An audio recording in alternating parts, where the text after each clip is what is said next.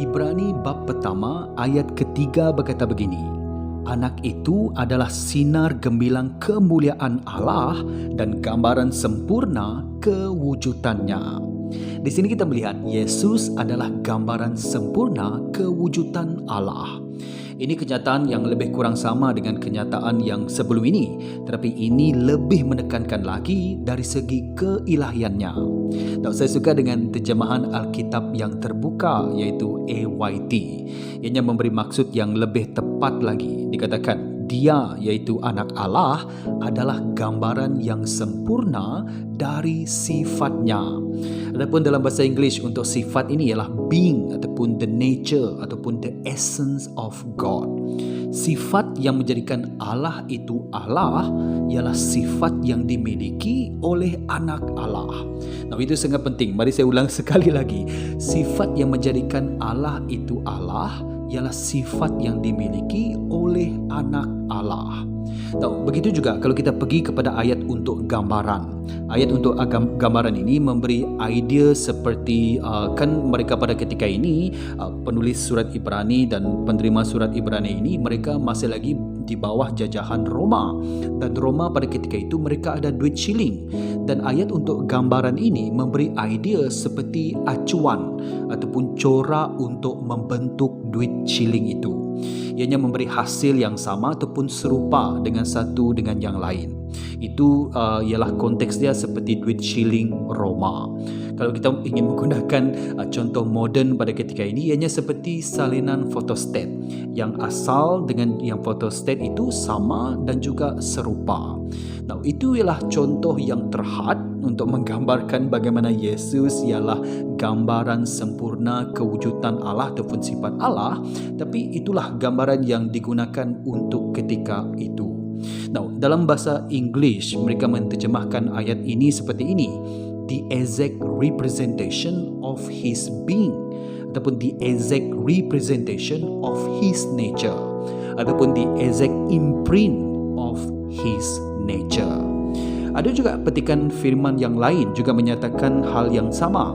Contohnya kalau kita pergi ke Kolose bab yang pertama ayat ke-15 berkata begini, Dia, iaitu merujuk kepada Yesus, ialah gambaran Allah yang tidak kelihatan. Dialah anak sulung antara segala yang diciptakan. Nah, begitu juga kalau kita pergi kepada 2 Korintus bab yang keempat ayat yang keempat berkata begini, fikiran orang yang tidak beriman itu telah dibutakan oleh Tuhan pujaan dunia, maka mereka tidak dapat melihat cahaya Injil tentang kemuliaan Kristus yang merupakan gambaran Allah. Jadi di sini kita melihat dalam Ibrani bab yang pertama ayat ketiga, Kolose bab yang pertama ayat ke-15 dan juga 2 Korintus bab yang keempat ayat yang keempat dinyatakan bahawa Yesus ialah gambaran Allah. Nah, kesimpulannya begini, kita percaya, malah penulis dan juga penerima surat Ibrani ini juga percaya melalui Alkitab bahawa Tuhan Allah itu satu ataupun Tuhan itu Esa. Maka Tuhan itu hanya ada satu sifat, ada satu nature, being ataupun essence.